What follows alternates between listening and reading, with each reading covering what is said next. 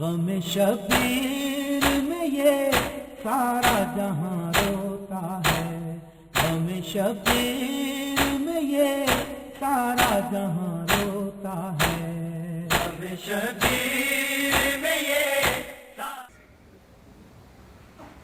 بسم اللہ الرحمن الرحیم الحمد للہ الذی ہدانا لہذا وما كنا لنهتدي لولا ان هدانا الله لقد جاءت رسل ربنا بالحق والصلاة والسلام على النبي الأمي الخاتم لما سبق والفاتح لمن غلق المعلن الحق بالحق بالقاسم محمد اللهم صل على محمد وآل محمد وأهل بيته الطيبين الطاهرين المعصومين المظلومين الذين أذهب الله عنهم الرجس وطهرهم تطهيرا اللهم صل على محمد وآل محمد. ما بعد فقد قال الله سبحانه وتعالى في محكم كتابه الحكيم وقالوا الحمد لله الذي صدقنا وعده وأورثنا الأرض نتبوأ من الجنة حيث نشاء ونعم أجر العاملين. صلوات اللهم صل على محمد وآل محمد. عزیزان محترم، آپ کی مسلسل شرکت باعث افتخار ہے. ہم اپنے ایک اہم موضوع پر گفتگو کر رہے ہیں اور اس بات کی توقع کی جا رہی ہے کہ نہ صرف یہ اسے سنا جا رہا ہوگا بلکہ اسے اپنے اذہان میں بھی آپ محفوظ کر رہے ہوں گے. اس میں کوئی تعلی نہیں ہے اور اس میں کوئی ایسی بات نہیں ہے کہ اپنی ذات کے تعلق سے گفتگو کر رہا ہوں. جس ہستی کو مدار بنا کر گفتگو کی جا رہی ہے، اگر اس کے مرتبے اور منزلت انسان کو صحیح طور پر معرفت ہو جائے تو یقین جانیے خود بخود شفاعت کا انتظام ہو جائے گا.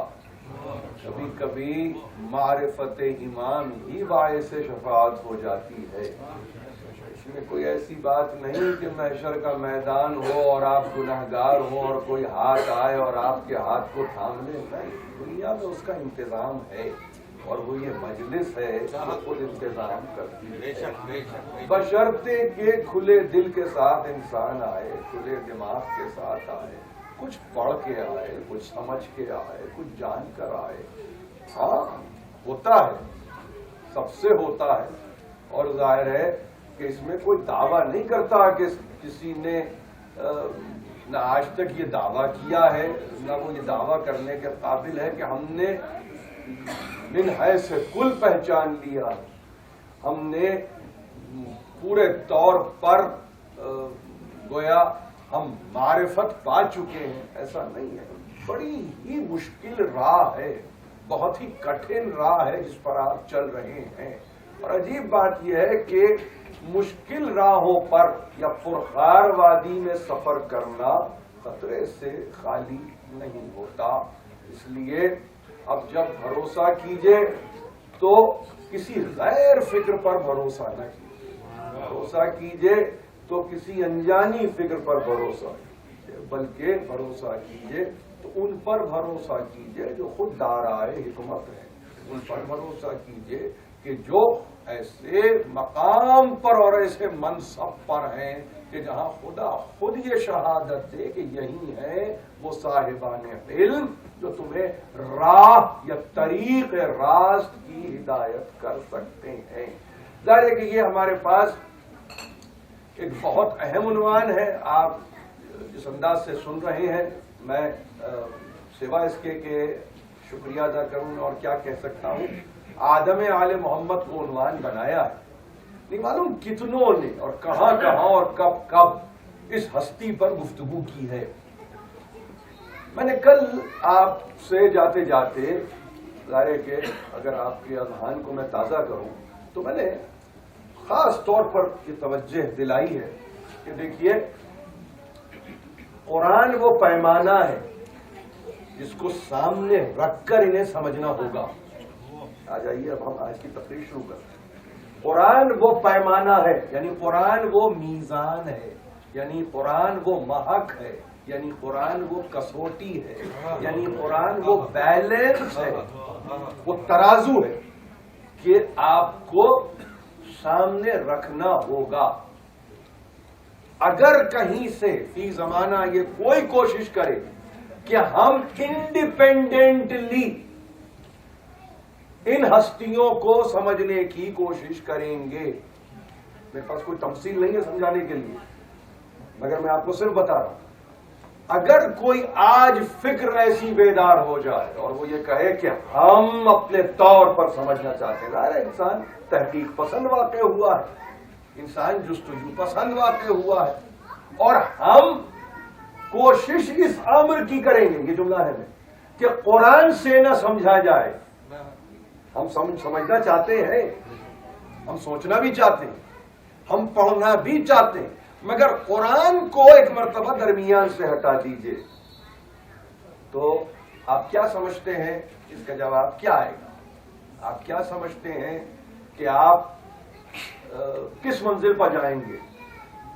دیکھیے کیوں میں نے یہ کہا، یہ مقدمہ میں نے کیوں قائم کیا؟ اس لیے قائم کیا میں نے کہ چونکہ بیشتر ہستیاں تاریخ میں، خاص طور پر مسلمانوں کی تاریخ ایسی گزری ہے کہ جن کی معاونت قرآن نہیں کر رہا ہے، نہ بحیثیت فرد کے کر رہا ہے اور نہ ہی بحیثیت فکر کے کر رہا ہے. دونوں چیزیں ہیں، دونوں چیزیں. نہ فرد کے طور پر قرآن سپورٹ کر رہا ہے، گفتگو ہوتی ہے تو کہتے ہیں قرآن یہ کہہ رہا ہے کہ دیکھو قلوب ہیں ان کے پاس، دل ہیں، لا یفقہون بہا، یہ تفقہ سے کام نہیں ہے. لہم اعین، ان کی آنکھیں ہیں، لا یبصرون بہا، یہ دیکھتے نہیں. لہم آذان لا یسمعون بہا، ان کے کان ہیں مگر یہ سنتے نہیں. اولئک کالانعام بل ہم اضل.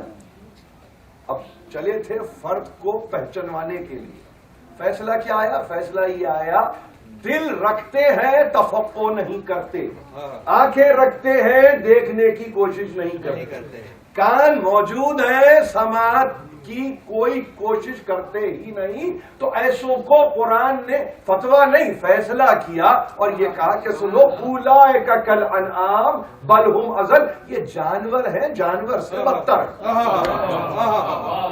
چلے تھے فرد کو بتلانے کے لیے، دکھلانے کے لیے، منوانے کے لیے، تو کہا کہ وہ فرد ہمارے کام کا ہی نہیں کہ جہاں تفقہ نہ ہو.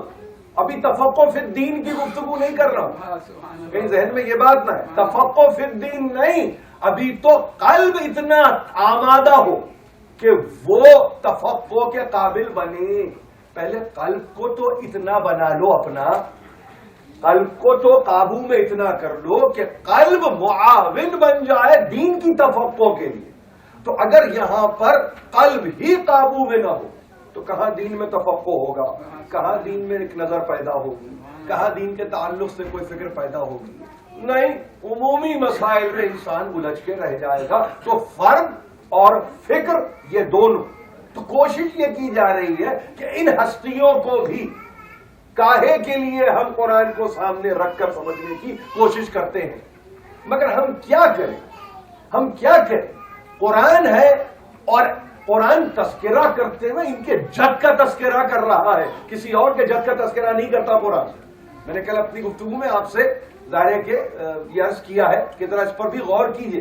کسی اور کے جد کا نہیں تذکرہ ہو رہا ہے، یہ انہی کے جد کا تذکرہ ہو رہا ہے جن کے نام ہے ابراہیم. ان کے جد ہیں، اور وہ ابراہیم کہ جس نے اپنے پروردگار سے یہ کہہ کے دعا مانگی، پروردگار رب اجعل ھذا البلد آمنا واجنبنی وبنی ان نعبد الاصنام رب انہن اضللن کثیرا من الناس فمن تبعنی فانہ منی ومن عصانی فانک غفور رحیم۔ یہ وہ آیت ہے کلام مجید کی جو ہم نے کل آپ کی خدمت میں پیش کی تھی، آج صرف ایک عمل دہرانے کا تاکہ ذرا سا ذہن کھل جائے اور آپ کو باتیں یاد آ جائیں۔ امن کا شہر بنا اس لیے کہ میں چاہتا ہوں، یہ ابراہیم کی دعا ہے کہ امان نصیب ہو شہر، امین کا آنا ہے، شہر کو امان پانا ہے۔ اور اس طرح سے کہا پروردگار، یہ ایک دعا آگے کی طرف بڑھتے ہوئے مجھے اور میرے بیٹوں کو صنم پرستی سے بچا لے، اس لیے کہ اصنام کی روش یہ رہی ہے کہ یہ دھوکہ دیتے رہے ہیں، یہ گمراہ کرتے رہے ہیں، یہ بہکاتے رہے ہیں، یہ انسان کو ہدایت سے ہٹا کر منزل ضال پر لا کر کھڑا کر دیتے ہیں، یہ ہے وہ بت۔ تو اس کا مطلب یہ کیا ہوا؟ اس کا مطلب یہ ہوا کہ بت پرستی زمانوں سے ہو رہی تھی، صنم پرستی زمانوں سے ہو رہی تھی۔ یہ ایسا نہیں تھا کہ سرکار رسالت مآب کی ولادت کے قریب ہی اگر قصہ ملتا ہو آپ کو تو آپ کہیں کہ اس وقت کہیں ہو رہی تھی، نہیں معلوم کب سے، نہیں معلوم کب سے۔ اسی لیے دعا میں کہا کہ دیکھو یاد رکھو، نہیں میری اولاد تو نہیں ہوگی، اور میں دعا کر چکا ہوں، ابراہیم دعا کر چکے۔ اور اس کے بعد ایک مرتبہ چھوٹا سا فارمولا جو کہ میں نے آپ کی خدمت پیش کیا کہ کہا کہ دیکھو یاد رکھو اس کا معیار کیا ہوگا، اس کا معیار یہ ہوگا جو میری اتباع کرے گا وہ مجھ سے ہوگا۔ اب میری اتباع یا میری مطابعت کیا ہے؟ میری مطابعت یہ نہ میں صنم پرست ہوں نہ میری اولاد صنم پرست ہے۔ ابراہیم کی اتباع میں جانا ہے، اور اتباع منزل کمال پر جب پہنچے تو منیت بن جائے، منیت جب انتہا پر پہنچے تو منزلت بن جائے۔ اسی لیے تاریخ آدم و عالم میں اس لفظ منیت کو مجسم دکھا کے بتا کے سمجھایا ہے سرکار رسالت مآب نے، اور ایک شخص کی طرف اشارہ کر کے کہا، ایک شخص کی طرف اشارہ کیا اور بس یہی کہا، انت منی بمنزلت ہارون من موسیٰ۔ کیا کہہ رہے ہو؟ آپ حیران ہوں گے، بڑے بڑے ہمارے مفسر، اکابرین مفسرین جن کا تعلق ہمارے عقیدے سے نہیں ہے، دیکھیے فرق کیا پڑتا ہے اپنے عقیدے سے ہونا یا نہ ہونا۔ یہ مجھے جھگڑا سمجھ میں نہیں آیا، آج تک سمجھ میں نہیں آیا۔ سفید سفید ہے، سیاہ سیاہ ہے، اس میں جھگڑنے کی بات کیا ہے؟ اس میں جھگڑنے کی بات کیا ہے؟ جھگڑے تو وہ کہ جسے نظر نہ آتا ہو، جھگڑے تو وہ جسے نظر نہ آتا ہو، جسے نظر آ رہا ہے وہ جھگڑا کس بات کا کر رہا ہے؟ اس کا مطلب تو پھر عقل کا فطور کہلائے گا، آپ سمجھ رہے؟ یعنی اس پر اگر جھگڑا ہوگا تو عقل کا فطور ہوگا، فاطر العقل کہلائے گا۔ اور فاطر العقل کو کسی بھی آپ کیٹیگری میں اٹھا کے ڈال دیجئے، انتہا دیوانگی کہلائے گی، انتہا دیوانگی کہلائے گی۔ یہ ہے نا، عقل میں فطور اگر آ جائے، خلل پہ واقع ہو جائے تو آپ کیا کہتے ہیں؟ ظاہر ہے یہ تو بہت ہی مہذب طریقہ ہے بیان کرنے کا کہ فاطر العقل ہے، لیکن اگر کروڈ فارم میں آپ کہتے ہیں دیوانے ہیں تو اب فاطر العقل کہنے پہ جھگڑا نہیں ہوگا، دیوانہ کہنے پہ جھگڑا ہو جائے۔ تو اس لیے ہمارے پاس مجلس میں ہم بڑی احتیاط کرتے ہیں، اور یہ ضروری۔ تو اب ایسی احتیاط کے ساتھ مجھے کہنے کی ضرورت نہیں ہے، شخص سے مجسم لیا اور یہ کہا یہ ہے وہ کہ جو منیت کی منزل پر ہے، اور مماثلت دی، نسبت نصیب کر دی۔ آپ سمجھ، مماثلت اپنے سے اور نسبت وہاں سے، اب دو چیزیں ساتھ چلی، ایک مماثلت ایک نسبت، نتیجے میں قدر اور منزلت۔ جب تک یہ تین چیزیں نصیب نہیں ہوں گی اس وقت تک شخص کامل نہیں ہوتا۔ یعنی رسول مماثلت بتلائے، رسول نسبت عطا کرے، نتیجے میں منزلت نظر آئے۔ کتنے محروم گئے اس دنیا سے مجھے بتائیے، کیا کہنے؟ کتنے محروم گئے؟ ہم اس میزان پہ پرکھنا چاہتے ہیں فرد کو اور اس کی فکر کو. یہ میں گفتگو میں نے آغاز میں آپ سے کہا تھا, ہم اس میزان پہ چاہتے ہیں کہ پرکھیں کتنا سخت میزان ہے. مگر کوئی اگر متابعت رسول میں ہو تو آسان ترین میزان ہے یہ. کیا کہنا, اس کا فارمولا ہے نا, فمن تبعنی فانہ منی, جو میری اتباع کرے مجھ سے ہے. اس میں اور تو کوئی تخصیص نہیں ہے, کوئی اور تو بات نہیں ہے, اس میں تو صرف یہی تو کلام ہے, اتباع ہے جو ان نیت پر لے جائے گی. تو ایک بات تو طے ہوئی, ایک بات تو طے ہوئی, اس مجسم انسان کو دکھا کے کم از کم یہ تو طے کر دیا کہ ساروں میں ایک ایسا ہے جو میری اتباع کرتا ہے. اس میں جھگڑا نہیں ہے, اس میں جھگڑا نہیں ہے.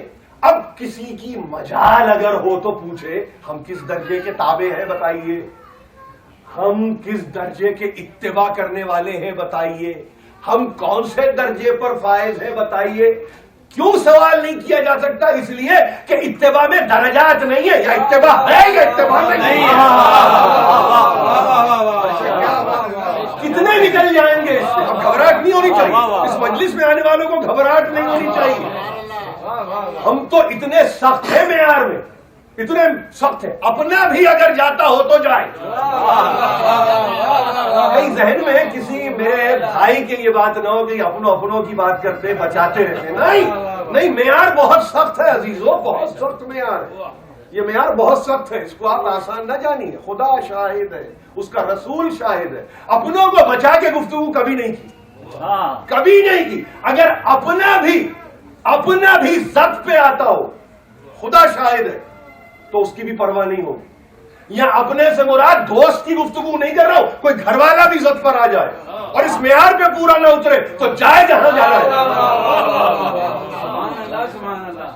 یہ اصل میں پتہ ہے, میں آپ سے عرض کروں, یہ ہے وہ پیغام. اگر اس کو اس طرح سے دیا جائے تو جتنے ہمارے غیر یقین جانیے کھینچے چلے آئیں گے کہ عجیب, یہ تو معیار ہی کچھ اور, یہ تو معیار ہی کچھ اور. ایک تاثر یہ ہے جیسے اپنوں کو بچاتے ہیں, دوسروں کا حرف اٹھاتے ہیں. نہیں, خدا کی قسم ایسا ہے ہی نہیں. معیار آپ کے سامنے ہے, اتباع رسول, اتباع رسول. کل میں نے کیا کہا, ان اول الناس بابراہیم للذین اتبعوہ وہذا النبی والذین آمنوا. اس کو بھی جا کے دیکھ لیجئے. ابراہیم سے قریب ترین وہ ہے جو اس کی اتباع کرتا ہے. تو معلوم کیا ہوا کہ اب اتباع نے ایک اور مرحلے کو دریافت کیا, وہ ہے قربت. لفظ استعمال کیا ہے اول الناس بابراہیم, اولا. اس کا اردو ترجمہ ہے قریب نہیں, اس کا ہے بہت قریب. اس کا ترجمہ ہے تقرب پایا ہوا, تقرب پایا ہوا. ان کے دربار میں جس نے تقرب کمال پایا ہو اس کو کہیں گے اولا. ان اول الناس بابراہیم للذین اتبعوہ وہذا النبی. ابراہیم سے قریب ترین وہ ہے کہ جو اس کی اتباع کرتا ہے, یا یہ نبی, ھذا النبی, یہ نبی. اس کا مطلب فاصلہ زمانی ہو مکانی ہو فرق نہیں پڑتا, اسپیس اور ٹائم سے فرق نہیں پڑتا اتباع میں. رسول 1400 برس پہلے آیا, آج رسول سے اگر تقرب پانا ہے, اس کے قرب میں جانا ہے, اس کے جوار میں جانا ہے, اس کی اندیت میں جانا ہے, تو اتباع وہ فارمولا ہے جس پر رہنا پڑے گا. یہی ہے نا, آسان مسئلہ, اس میں کوئی دقت تو نہیں ہو رہی ہے آپ کو. آپ یہ تو محسوس نہیں کر رہے ہیں کہ کوئی بڑی دقیق بات کر رہے ہیں, نہیں, بالکل نہیں.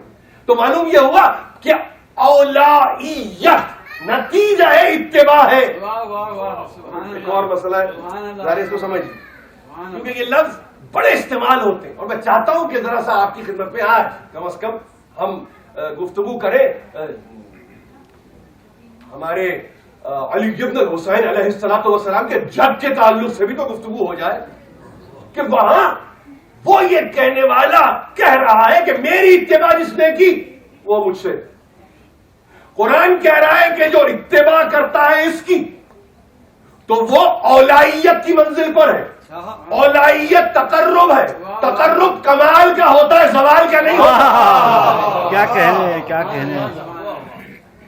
یا وہ جو تابع ابراہیم ہو وہ تقرب پایا ہوا ہے، وہ اولائیت کی منزل پر ہے، یا وہ کہ جس کو کہا ہاذا نبی، یہ نبی کہ جس کی امت میں آپ ہیں، جس کی امت میں آپ ہیں. یہ اولا، قریب ترین، نزدیک ترین، جو بہت پاس ہو. آپ سمجھیں، جو بہت پاس، یہی اولا لفظ دیتا ہے آپ کو ولی. اسی لفظ اولا سے لفظ نکلا ولی. تو اب اس کے معنی کیا بنے؟ گارجین کے معنوں میں بنے.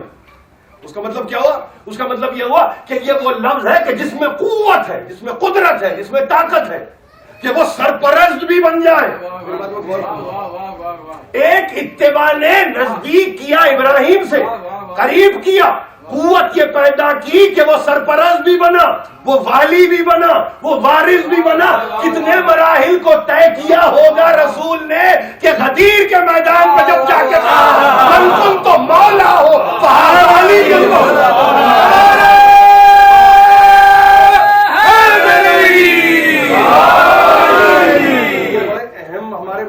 ہے. یعنی غدیر پڑھنا مقصد نہیں ہے. ایک لفظ کو سکھانے کے لیے اگر غدیر کی تمثیل دے دی جائے تو گھبرانا نہیں ہے، گھبرانا نہیں. اعلیٰ کو اعلیٰ مثال سے ثابت کیا جا سکتا ہے اور کوئی مثال نہیں دی جا سکتی. اعلیٰ کو اعلیٰ مثال، بس وہ اولا ہے، نتیجہ مولا. اولا سے مولا ایک سفر ہے، سفر. دروازے تو سب کے لیے کھلے ہوئے تھے.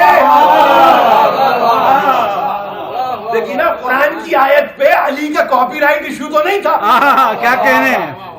ان اولی الناس بابراہیم للذین اتبعوہ وہذا النبی والذین آمنوا، یہ سب کے لیے آیت ہے. منزل اتباع کی ہے اور اتباع توفیق الہی کے نتیجے میں ہے.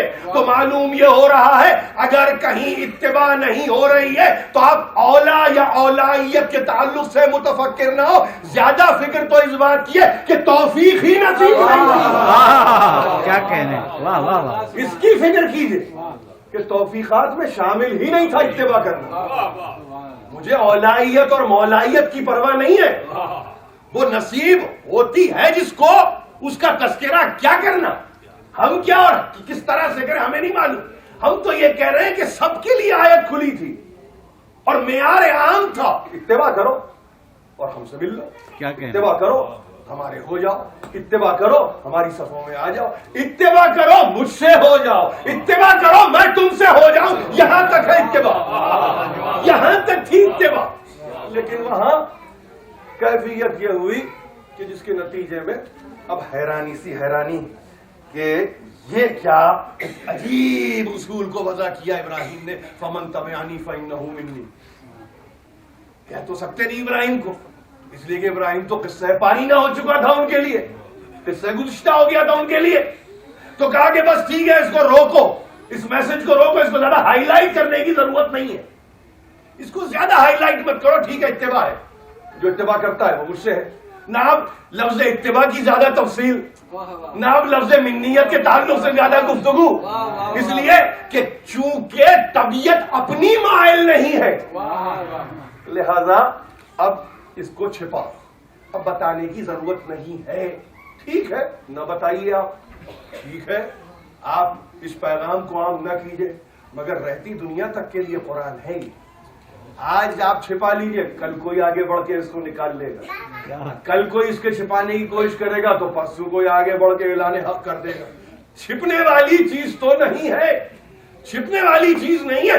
یاد رکھیے یہ وہ منزل ہے کہ ابراہیم نے آنے واحد میں قیامت تک کے لیے آنے والی اپنی تمام ضروریت کو اس میں شامل کیا، اور اس طرح سے شامل کیا کہ ایک مرتبہ جب یہ کہہ چکے تو کہا پروردگار، ذرا سا دوہراتا ہوں آج ایک آیت کو خالی، ربنا میرے پالنے والے، ہمارے پالنے والے، ربنا رب ہے پالنے والا، رب ہے مربی، رب ہے شفیق. رب وہ ہوتا ہے کہ جو سسٹینر ہوتا ہے.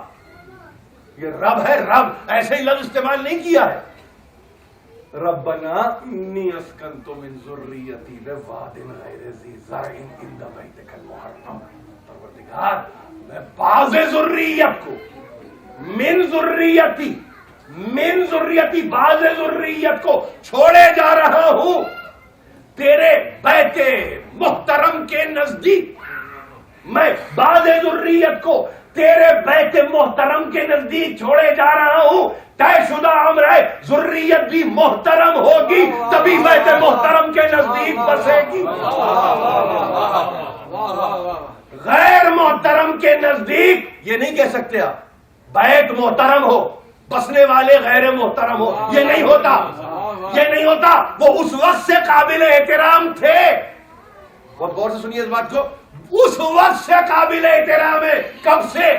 اگر کوئی بچہ ہے، اگر کوئی اسماعیل ہے، اگر کوئی نومولود ہے، اگر کوئی چھوٹا ہے، احترام کے قابل۔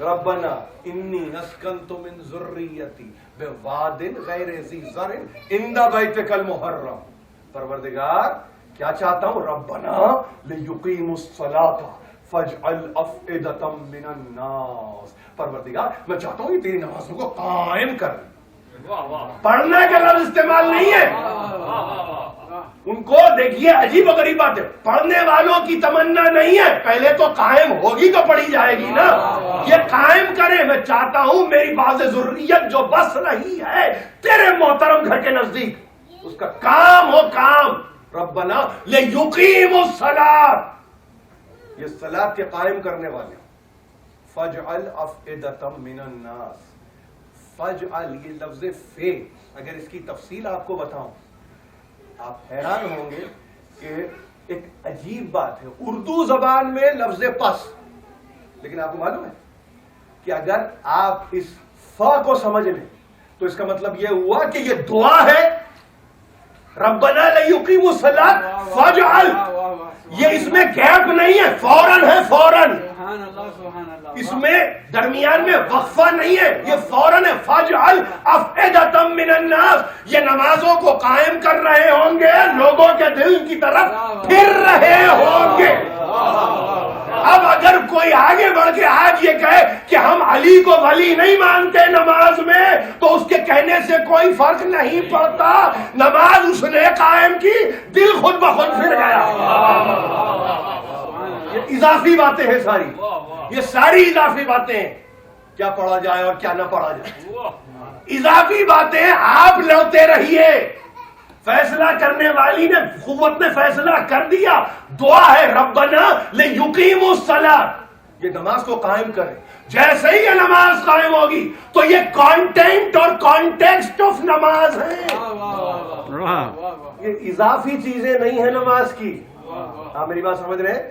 ذرا سا ہم سطح ذہنی کو بلند کر کے بھی سوچیں، الجھنے کی ضرورت نہیں ہے کہ میں شہادت اس کی دے رہا تھا، میں شہادت رسول کی دے رہا تھا، کیا میں ان کی شہادت دوں کہ نہ دوں؟ ارے آپ کے دینے نہ دینے سے کیا ہوتا ہے شہادت؟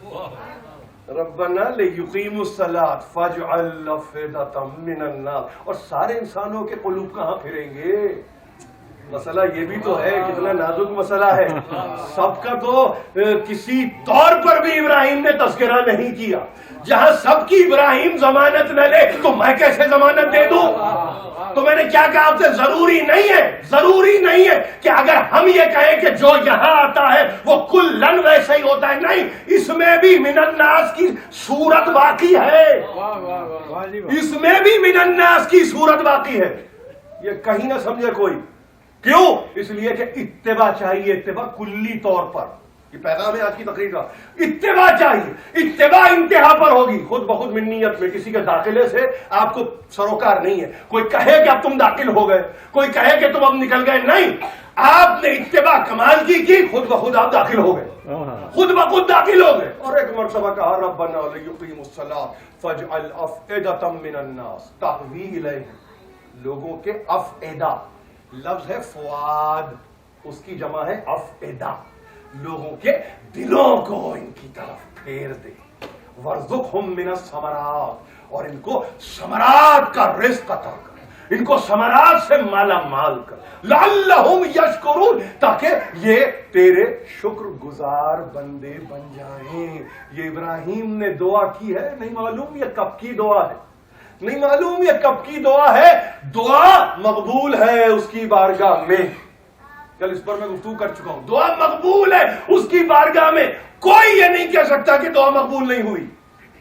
دعا مقبول ہے اس کی بارگاہ میں، صرف مقبول نہیں ہوئی، اس دعا نے نتیجہ دکھایا، اس دعا نے اثر دکھایا، اس دعا نے آثار پیدا کیے، اس دعا نے وہ اقدار پیدا کیے جس کو دنیا آج دیکھ رہی ہے۔ اس کا مظاہرہ میں نے کہا کہ فرزدق نے کیا، خود کیا، کھڑے ہو کر کیا۔ ہو کوئی شاہ، ہو کوئی بادشاہ، ہو کوئی شہزادہ، مگر یہ ہے جو اس گھر کا والی ہے، آ رہا ہے، بڑھ رہا ہے، جا رہا ہے، والی یہ ہے، وارث یہ حکومت کسی کی بھی ہو فرق نہیں پڑتا۔ نہ گھبرائیے، فلاں حکومت کر رہا ہے، فلاں خلافت کے مسند پہ فائز ہے، فرق نہیں پڑتا، وراثت کو کوئی نہیں چھین سکتا، ان کی وراثت کو کوئی ان سے نہیں چھین سکتا۔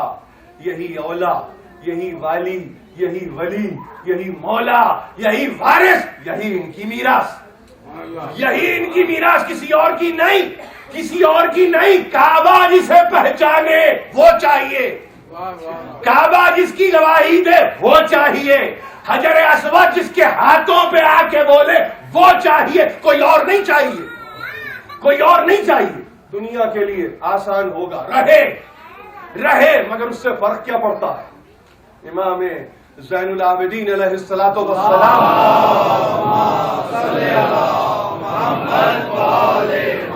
ملا باقر مجلسی نے بہار الانوار میں عجیب بات کر دی، کہا مناقب میں باب مناقب سید الساجدین میں امام چہارم سے بے اختیار ان کے کلام کو پیش کر دیا اور کہا کہ فرماتے تھے لکم ما تدعون بغیر حق۔ یہ عجیب و غریب ظاہر کچھ شعر ہیں جو منسوب ہیں امام چہارم سے، اور کمال ہے ملا باقر مجلسی کا کہ انہوں نے یہ آپ کی خدمت میں عجیب نایاب تحفہ ہے۔ لکم ما تدعون بغیر حق اذا میز الصحا من المراض۔ فرماتے ہیں کہ یہ تم کس بات کی خاص گزاری کر رہے ہو، یہ تم کیا چاہ رہے ہو، یعنی حق سے تمہارا تعلق نہیں اور دعویٰ حق ہو رہا ہے۔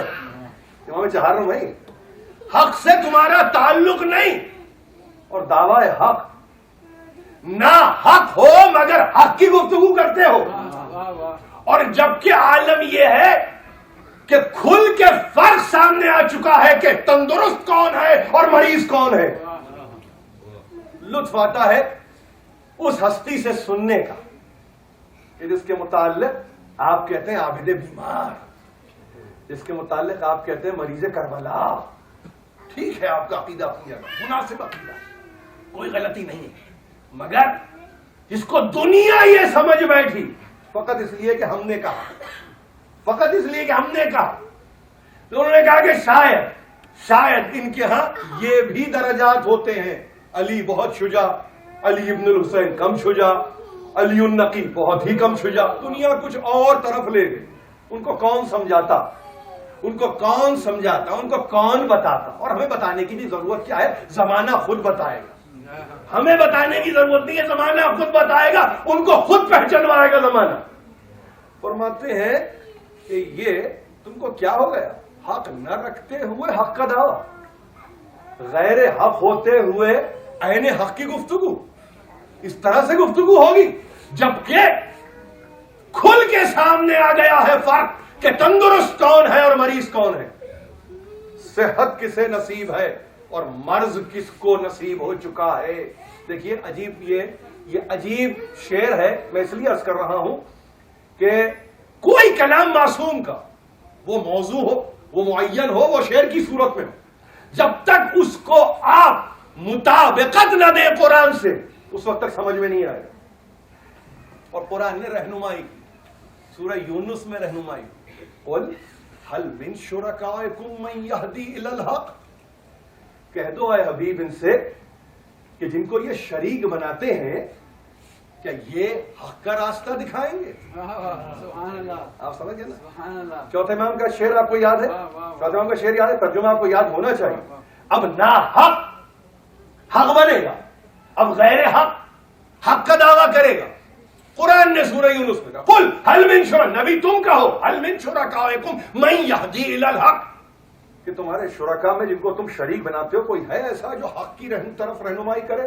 قل اللہ یہدی للحق، کہہ دو ان سے اللہ ہے جو حق کی طرف بلاتا ہے، حق کی طرف دعوت دیتا ہے، حق کی طرف رخوں کو پھیر دیتا ہے. قل اللہ یہدی للحق افمن یہدی الی الحق احق ان یتبع، افمن یہدی الی الحق احق من یتبع، وہ جو خود ہدایت یافتہ ہے اس کو کیا زیادہ حق نہیں پہنچتا کہ وہ ہدایت کرے؟ امن لا یہدی الا ان یہدی، اس کے مقابلے میں کہ جس کی ابھی ہدایت ہی نہیں ہو بلکہ ابھی تو اس کی ہدایت ہونا باقی ہے. تو بتاؤ کیا ہے؟ فما لکم، کیا ہو گیا تم لوگوں کو؟ کیف تحکمون، یہ فیصلہ کیسا کر رہے ہو؟ یہ حکم کیسے لگا رہے ہو؟ یہ کس طرح کا تم حکم پاس کر رہے ہو؟ اصول یہ ہے حق کی ہدایت وہ کرے جو خود ہدایت یافتہ ہو، جو ابھی ہدایت کی منزل ہی پر نہ آیا ہو. یہ قرآن ہے. ہم اگر کے نام لے کے کہہ دیں گے تو کہیں گے تبرہ، ہم اگر نام لے کے کہہ دیں گے تو کہیں گے تبرہ. ارے تبرہ کچھ نہیں ہے، کچھ نہیں ہے، برائی سے دوری کو کہتے ہیں تبرہ. اب اس کے بعد کیا اور وضاحت ہوگی؟ کیا برائی سے دوری ہے تبرہ، اور کوئی بات نہیں. لیکن پھر یہ بات بھی شرط بھی بڑی کڑی ہے، پھر برائی میں جا کے بیٹھنا بھی نہیں ہے، پھر برائی کو سننا بھی نہیں ہے، پھر برائی کے ساتھ رہنا بھی نہیں ہے. کڑی شرطیں ہیں، کڑی. اس بات کو ذرا غور سے سنیں نوجوان. یہ لفظ تبرہ قرآن نے تبرہ کیا ہے کس پر؟ ان پر کہ جو بنے بیٹھے ہیں. قرآن نے کیا تبرہ ان پر جنہوں نے کہ ابا ڈالی ہوئی ہے، اور وہ ابائے ہدایت کے طور پہ ڈالی ہے. وہ امامہ سر پہ رکھا ہے، امامہ ہدایت کے طور پر قرآن نے تبرہ بھیجا. اور قرآن نے کہا کہ نہیں، یہ اس قابل ہی ابھی نہیں ہے، یہ اس قابل ہی نہیں ہے. افمن یہدی الی الحق احق ان یتبع امن لا یہدی الا ان یہدی، جب تک کہ ان کی اپنی ہدایت نہ ہو یہ دوسروں کی ہدایت نہیں کر سکتے. اس کا مطلب کچھ ہوں گے نا ایسے کہ جو ابھی ہدایت یافتہ نہیں ہے مگر ہدایت کرنا چاہتے ہیں، کرنے کی کوشش کر رہے ہیں، مسند پہ بیٹھنا چاہتے ہیں، خلافت کا دعویٰ کرنا چاہتے ہیں. میں کسی کا نام لے کے نہیں، پوری تاریخ آپ کے سامنے ہے. اب وہ تاریخ بنو امیہ ہو یا تاریخ بنو عباس، حق کس کو پہنچتا تھا؟ قرآن نے کہا حق پہنچتا ہے اس کو کہ جو ہدایت یافتہ ہو. جو ہدایت یافتہ نہیں ہوتا اس کو حق نہیں پہنچتا. اس کے بعد کا فما لکم، یہ تم کو ہو کیا کہ یہ قرآن ایسا لگ رہا ہے گفتگو کر رہا ہے، ایسا لگ رہا ہے گفتگو ہو رہی ہے. فما لکم، کیا ہو گیا تمہیں؟ دیوانے ہو گئے ہو؟ کیف تحکمون، یہ کیسے الٹے سیدھے فیصلے ہو رہے ہیں؟ یہ قرآن اپنے ڈکشن میں قرآن ہے، محسوس یہ ہوتا ہر دور سے قرآن یہ کہہ رہا ہے. بنیاد میں گفتگو ہو رہی ہے سرکار رسالت مآب سے، مگر چونکہ قرآن کھلا ہوا ہے قیامت تک کے لیے. اب کہیں کبھی کسی منزل پر ایسا کوئی آ جائے کہ جس کی ہدایت ہی نہ ہوئی ہو اور وہ چاہتا ہو کہ ہدایت کرے، تو اصول وضع کیا کہ دیکھو ایسے نہیں، ایسے نہیں. جب تک کہ تمہاری ہدایت خود نہ ہو تم کسی کی ہدایت کے قابل نہیں ہوتے. اور یہ ہدایت من جانب اللہ ہے. اب یہ بھی سن لیجئے کہیں غلط فہمی نہ ہو کہ کسی سرکاری درسگاہ میں جا کے کوئی پڑھ لکھ کے آ گیا، ایم اے پی ایچ ڈی کر کے کہے کہ اب تو میں ہادی ہو گیا. یہ بھی نہیں ہے، یہ بھی نہیں ہے.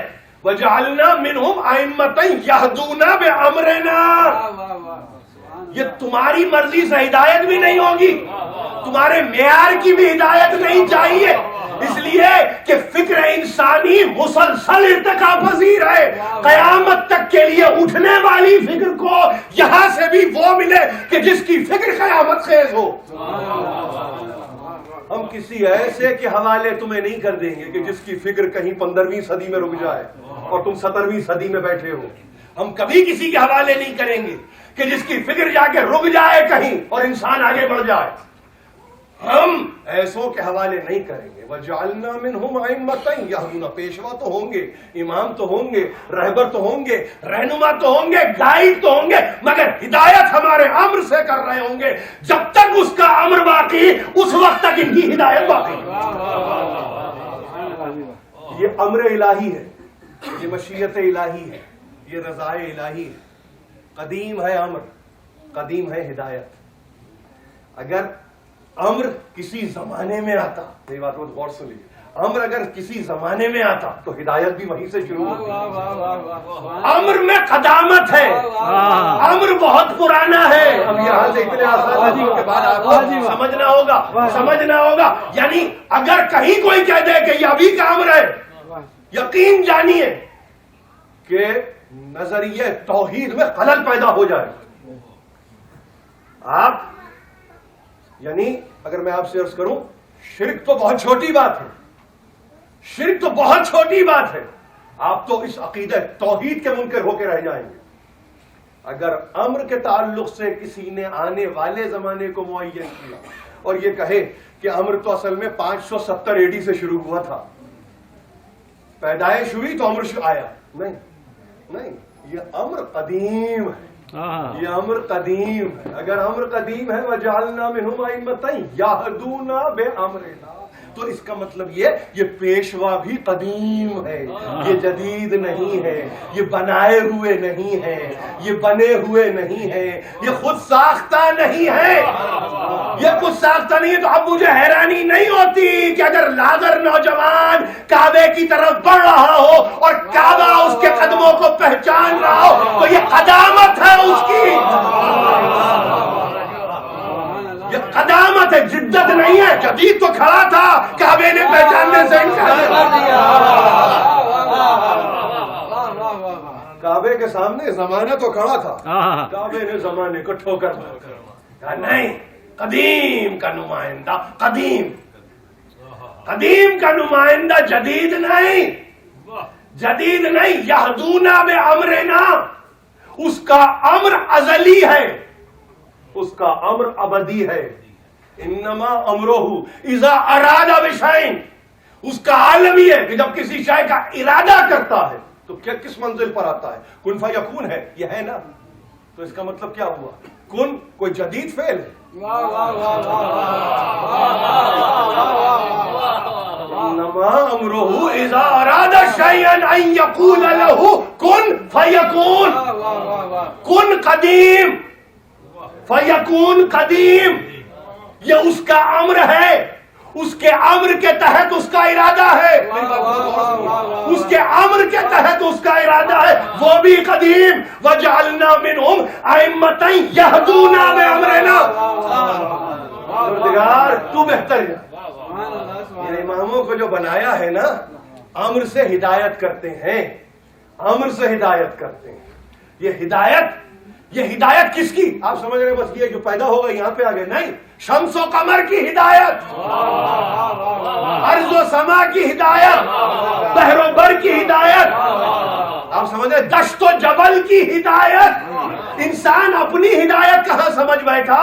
ارے یہ سیارگان شمس و قمر کو دیکھو، یہ پوری پلانیٹری موومنٹ کو دیکھو، یہ پوری گیلیکسیز کو دیکھو، ان کو بھی ہدایت کی ضرورت تھی۔ وَجَعَلْنَا مِنْهُمْ أَئِمَّةً يَهْدُونَ بِأَمْرِنَا، ہم نے بنایا ان کو امام جو ہمارے امر سے ہدایت کرتے ہیں۔ انسانوں کا تذکرہ نہیں ہے، کائنات کا تذکرہ۔ نعرہ تکبیر، اللہ اکبر، نعرہ رسالت، نعرہ حیدری،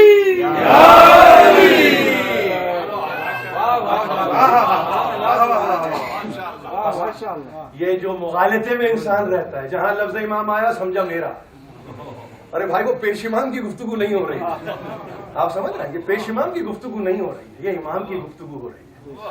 آپ کو اگر کہہ دیا امت کا امام تو آپ نے کسی ایک امت پہ روک لیا، ارے کہہ دیا امتوں کا امام، اب امتوں کا کہا تو آپ نے کہا کہ ہاں ریکارڈڈ ہسٹری کی بات ہو رہی ہے شاید، تو اس لیے لفظ امت استعمال کیا۔ اسی لیے اس آیت کو سجدے کی، سورہ سجدے کی اس آیت کو کھول کے رکھ دیا، ہم نے انہیں پیشوا جو ہمارے امر سے ہدایت کرتے ہیں۔ ہمارا امر تکوینی ہے، تشریعی نہیں ہے۔ کون ہے نا، کون و مکان سے مربوط ہے، کن فیکون پر مبنی ہے، یہ ہے ہمارا امر۔ تو اب اگر خلقت ہو رہی ہے کائنات کی تو جیسے ہی تخلیق ہوگی اس کی ہدایت ہونا لازمی ہے۔ ربنا الذی آتا کل شیء خلقہ ثم ہدی، ہمارا رب وہ ہے کہ جب جامع خلقت عطا کرتا ہے تو فوراً ہی ہدایت کرتا ہے۔ کائنات کو خلق کیا، کائنات تقاضا نہیں کرے گی، مطالبہ نہیں کرے گی کہ میری ہدایت کو، فطرت میں ہدایت کو رکھ دیا اور یہ ہدایت کریں گے، کوئی اور ہدایت نہیں کرے گا۔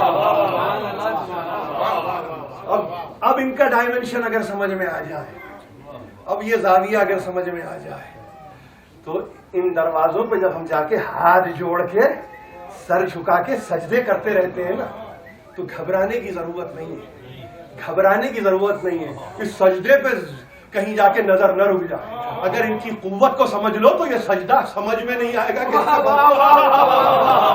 اس سے بڑھ کے کیا کروں میرے مولا، یہ بتا، یہ بتا۔ یہ تو ملائکہ بھی کرتے ہیں، ملائکہ بھی کرتے ہیں، ملائکہ ہادی نہیں ہے، ملائکہ ہدایت کرنے والے نہیں ہیں، یہ ہے ہادی ملائکہ کے۔ ہر شے کو ہدایت چاہیے، بس یاد رکھیے، ہر شے جس کو پیدا ہونا ہے اس کی ہدایت ضروری ہے، ہر شے جس کو وجودی جامہ پہننا ہے اس کو ہدایت چاہیے، وہ محتاج ہدایت ہے۔ آئیے اس لفظ کو بھی دیکھ لیجئے، اس کو احتیاج ہدایت ہے۔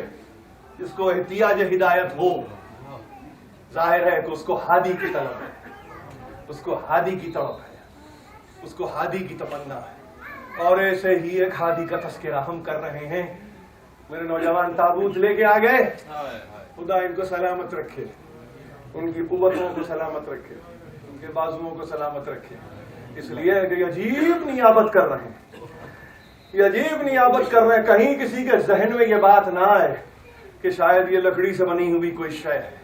نہیں، نسبت جس کو دے دی تو پھر اب چھوڑ دیجئے درمیان میں، وہ لکڑی ہو کے سونا، سیم ہو کے زر، نسبت پس نسبت، وہ علم ہے، منسوب ہو گیا، ان کا ہو گیا، اب وہ ہیں بس۔ تقریر ختم کرتا ہوں، یہ ان کی ہستی کا تذکرہ کر رہا ہوں کہ جس نے 72 نفوس کو خاک اور خون میں تڑپتے ہوئے دیکھا ہے۔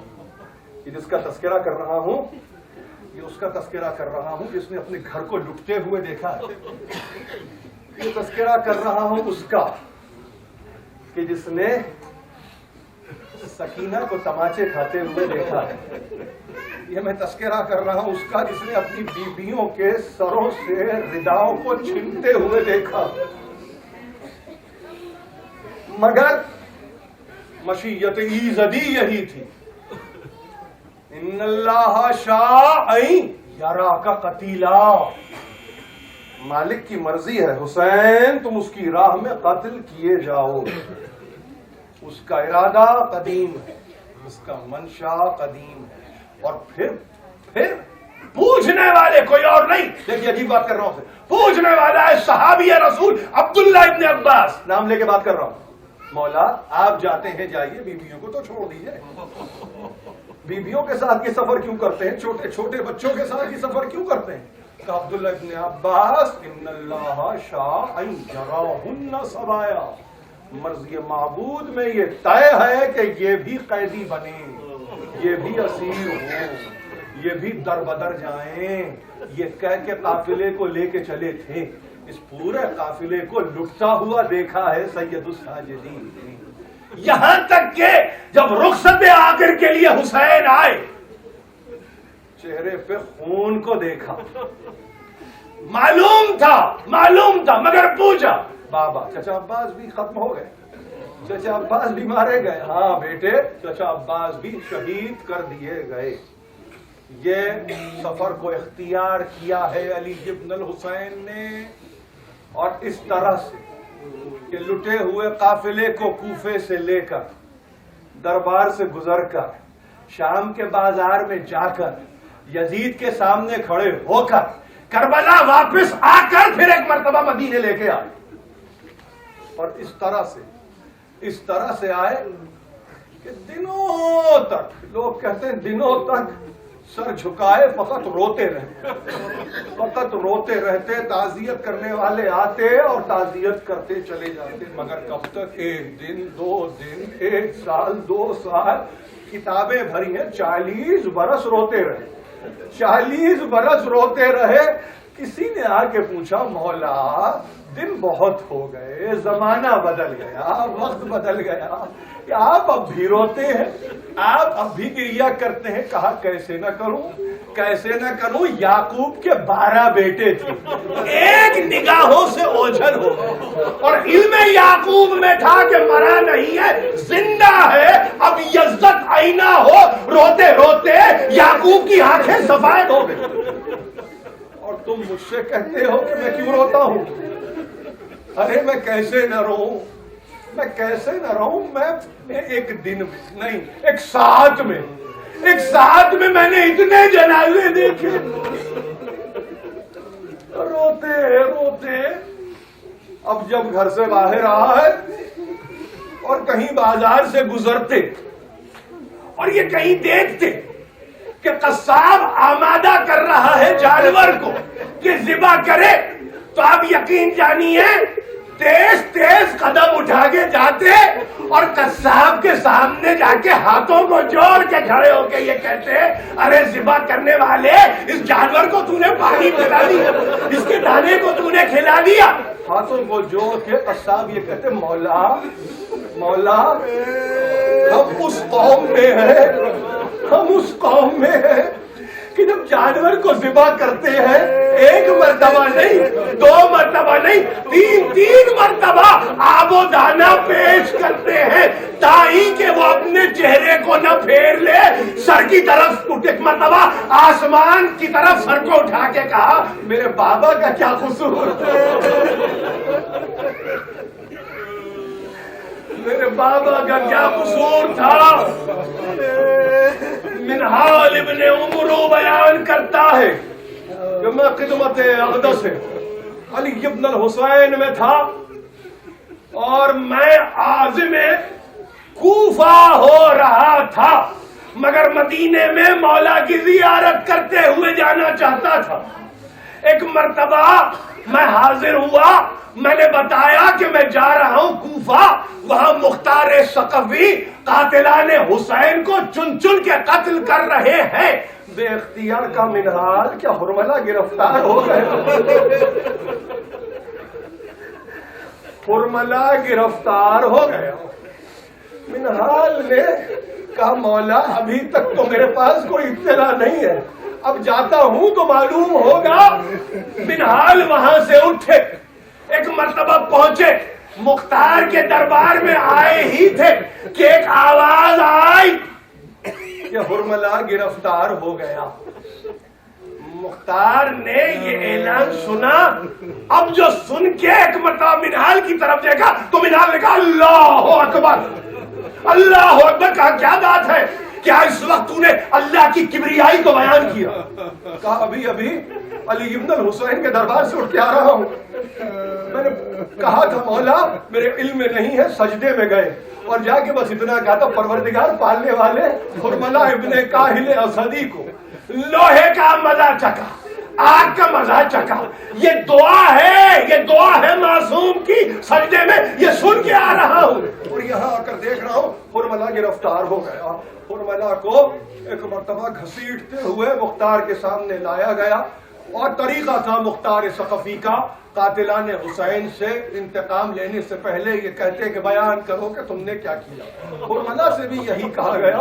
حرملہ نے کہا امیر مجھے معاف کر دے، میں نہیں بتا سکتا، مجھ میں اتنی طاقت نہیں ہے، جو سزا دینا چاہتا ہے تو دے دے، مگر مجھ میں اتنی طاقت نہیں ہے کہ اور بلانے کی ایک مرتبہ مختار نے کہا بلا ایسا ممکن نہیں ہے، بتانا تو ہوگا، بتانا ہوگا۔ ایک مرتبہ بڑی مشکل سے کہا مختار میرے پاس کل 3 آخری تیر رہ گئے تھے، ایک تیر میں نے اس وقت چلایا کہ جب عباس مشق سکینہ کو بھر چکے، تیر چلا، مشق سکینہ چلی، پانی بہا، عباس کی امید ختم ہو گئی، عباس گھوڑے سے زمین پہ آ گئے۔ ایک تیر میں نے امیر اس وقت چلایا تھا جب حسین پشت فرس پہ جھوم رہے تھے، میرا تیر لگا، حسین پشت فرس سے زمین کربلا پہ آئے اور یہ کہہ کے ایک مرتبہ چپ ہو گیا، چپ ہو گیا۔ کہا تیسرا تیر، حرملہ نے کہا نہ پوچھ، مجھ سے نہ پوچھ، کہا نہیں بتانا ہوگا۔ کہا امیر حسین ابن علی 6 مہینے کے بچے کو ہاتھوں میں اٹھا کے آئے اور ایک مرتبہ فوجی اشقیاء کی طرف رخ کر کے کہا ارے اگر مجھے پانی نہیں دیتے نہ دو، مگر اس بچے کو تو پانی دے دو، اس کی ماں کا دودھ مجھ کو چکا۔ عمر سعد نے مجھ سے کہا حرملہ کیا بات ہے، جواب دے، امام کے کلام پر جواب دے۔ سے شعبہ تیر ایک مرتبہ نکالا، چلے میں جوڑا، کمان میں لگایا، کھینچ کے تیر کو اب جو پھینکا تو 6 مہینے کا بچہ منقلب ہو گیا۔ میں نے یہ ضرور دیکھا کہ بچے کے گلے سے نکلتے ہوئے خون کو حسین نے چلو میں لیا، کبھی آسمان کی طرف دیکھتے تھے، کبھی زمین کی طرف دیکھتے تھے، میں نے دیکھا اپنے چہرے پہ من لیا، حسین چلے گئے، حسین چلے گئے، یہاں حرملہ اپنے انجام کو پہنچا۔ تو ہم منہار ایک مرتبہ چلے اور یہ قصد کر کے چلے کہ مولا کو جا کے یہ کہوں کہ نہ صرف یہ کہ حرملہ گرفتار ہوا بلکہ اپنے انجام کو پہنچ گیا، خدمت میں پہنچے، قدم بوسی کی، ہاتھوں کو بوسا دیا اور ایک مرتبہ کا مولا حرملہ کو قتل کر دیا گیا، حرملہ کو اس کے انجام تک پہنچا دیا گیا۔ سجدے میں گئے زین العابدین، ایک مرتبہ سجدے سے سر اٹھا تو منال نے کہا مولا ذرا یہ تو بتائیے آپ نے اپنے بابا کے قاتلوں کو کبھی نہیں، مگر آپ نے پوچھا تو حرملہ کو روتے ہوئے سر پیٹتے ہوئے کہا منہار یہ تیر علی اصغر کے گلے پہ نہیں امامت کے سینے پہ لگا۔ حسین حسین حسین یا علی تیر سنبھالے ہوئے بھی پار چلا ہے، زنجیر سنبھالے ہوئے بھی مار چلا ہے، زنجیر سنبھالے ہوئے بھی مار چلا